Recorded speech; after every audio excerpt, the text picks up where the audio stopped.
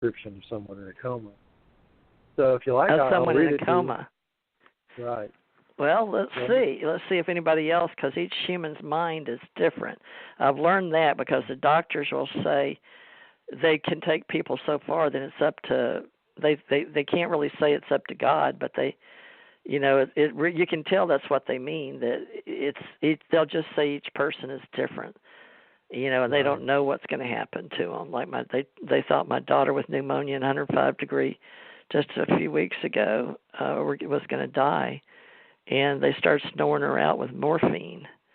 It was terrible, and we called in everybody. And then she prayed and brought herself back. So that's what faith can do for you. Yeah. But go ahead. Let's hear what you got. Okay. Encircled in darkness, I despair. The dimness penetrates deep within me, yet in the distance I catch a peripheral glimpse of a light. It's not like a far-off point of light, but a general ambient glare that penetrates the darkness. It is as if I'm locked within a luminous cloud of red-amber gas and dark gray dust. It refuses to clear and leaves everything blurred. I hear the mumblings of an old prophet. I almost know him, yet not. He's waiting at the gate.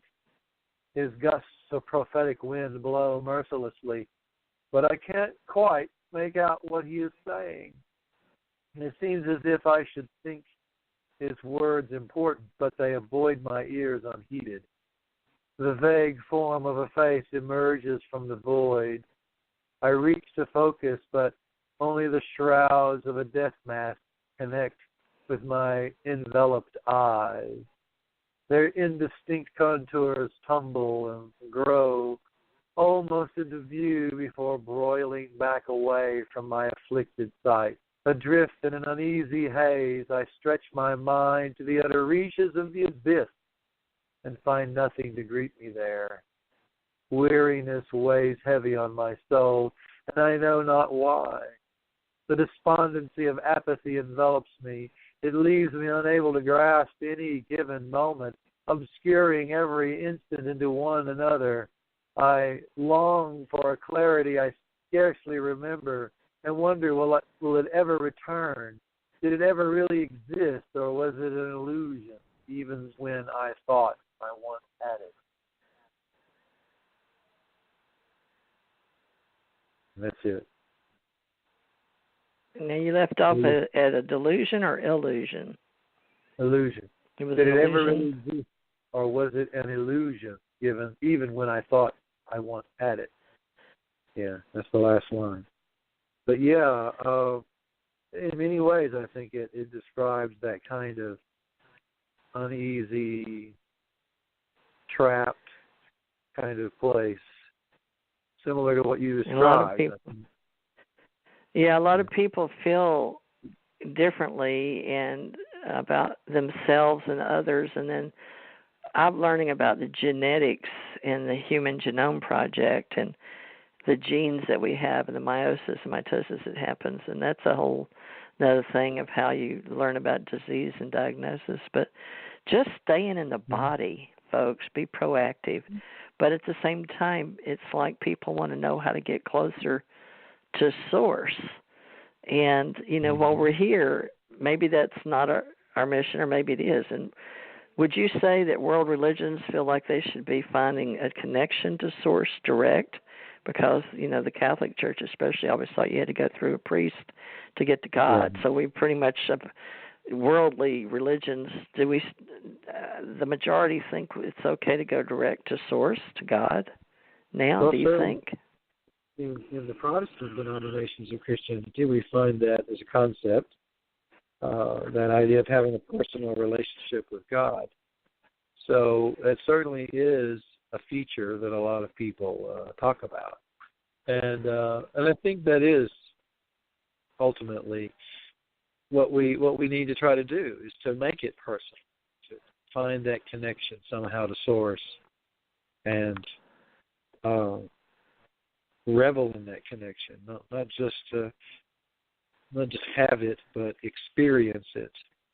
And And that's not always easy to do, but I think to a combination of both prayer and meditation, the interesting thing about those two things is that they're not the same, but they have similarities. In the case of prayer, it's where you're talking to God. In the case of meditation, it's where you're listening. And some people say meditation's just being empty, but they say be still and know. But, folks, every person will tell you something different. It depends on how they have an understanding. But communicating what you believe you know and understand, that's a totally different animal, or whatever you want to say, a word. We have a team that I'm trying to build with communications in Americans because my government, I live in America. So I've had other people speaking to me, especially in Spanish and Italian through social media free, and they want to know me or think I'm pretty or smart or spiritual. But, a lot of them because I'm interested in paranormal, extraterrestrial, UFO topics, and I'm trying to help people around the world find out more information. They want to know me, and that's wonderful and great. But the people that I'm choosing are people that make healthy choices.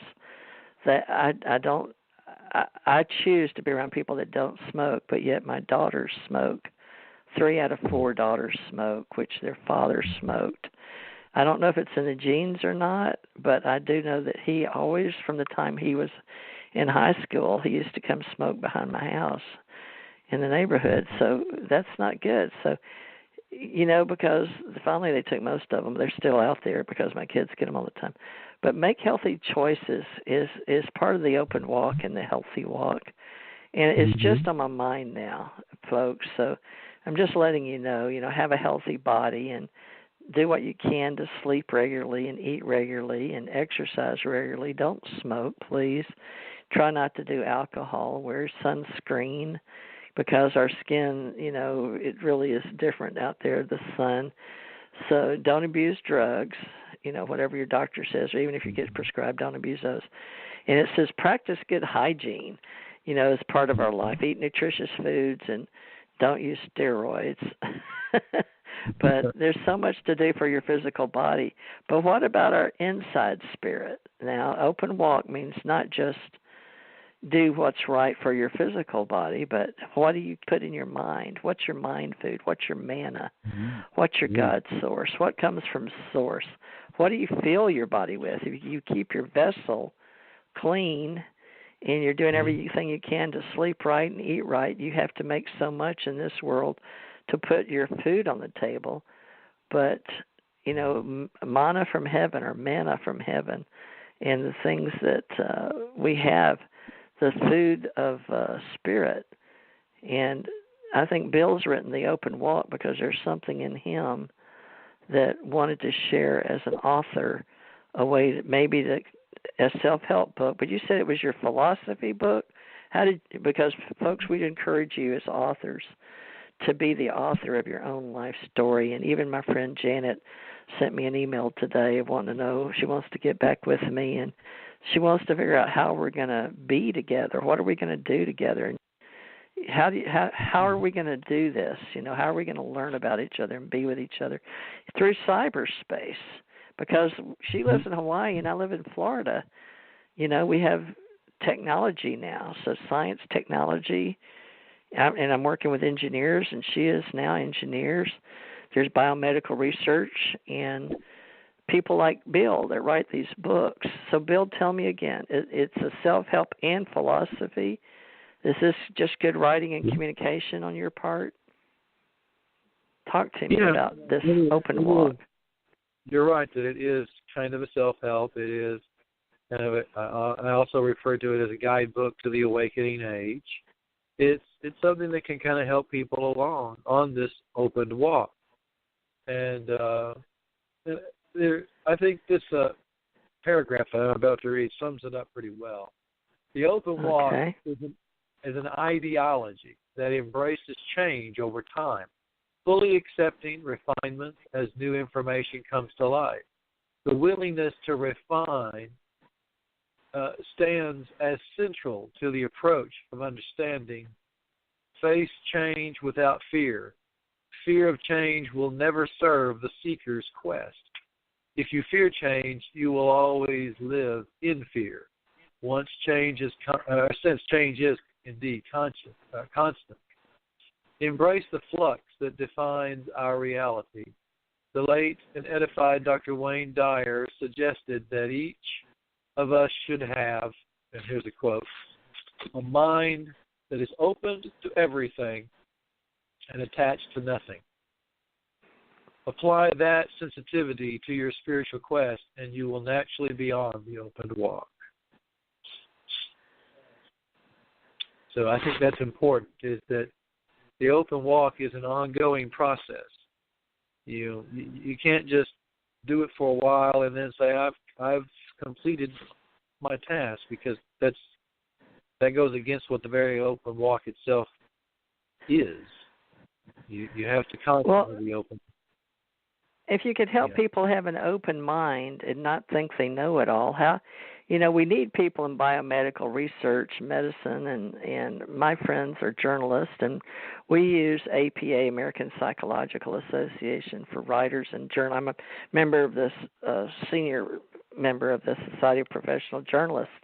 But people, if you want to write books, we have a publication manual for the American Psychological Association and how we write, and we'd love to have you work with us and learn how to cover speaking and writing, and there's rules, and people like to know that we do this properly. So American Psychological Association is a good book for writing and reference, and we invite you to write a book like Bill and have monthly meetings at a bookstore such as Books A Million or Barnes & Noble. Which one do you meet at for us, Bill, monthly? Where do you meet? Books A Million? Barnes & Noble. Barnes & Noble. Okay. Good old Barnes & Noble. And you have it on a certain day of the week? Give people an idea, because we have meet and greet gatherings. We're meeting once a month, second Friday of the month. That's the way it is right now. It's changed over time, but typically once a month is our schedule. And well, how do you tell people to take action in their lives? Because, at least if they think they know something in their own mind, or they have beliefs thoroughly ingrained in their own mind about economy or nature or abundance or extinction, or if they think they're trying to help others, how do they take action in our group, Bill? Because you've been with me since you listen to my radio show, so we use this as a communication, and then we can help them get their thoughts together to maybe write a book, and that's the first step to getting out there and helping others. If you can't do anything else, is have a meeting once a month with other writers at a bookstore if you have one, or anywhere you can have a meet and greet. And we can help you advertise and find people or kindred spirits so you're not alone. We find that most people that are open-minded that want to take action, the first thing you do is go find people of kindred spirits and find people to converse with, because we know that on the planet that many of the people that have wound up doing very, very terrible things felt alone, separate from some source and from God and from individuals. They had no social skills. And it's, when I'm talking about some of the worst people that killed people, they had separated themselves from life, and some of them even were good church people, but they got lost in the dogma, or they took the opposite understanding of what being with others and being connected to Source meant, and they changed it all around and got it all twisted in their mental. So, we want to help people. Go ahead. Last week I mentioned what I have identified as the 6 pitfalls. Those are the kind of things you're talking about. This is what trips people up when they fall into the pitfall. And The idealization problem is the first of those. When we talk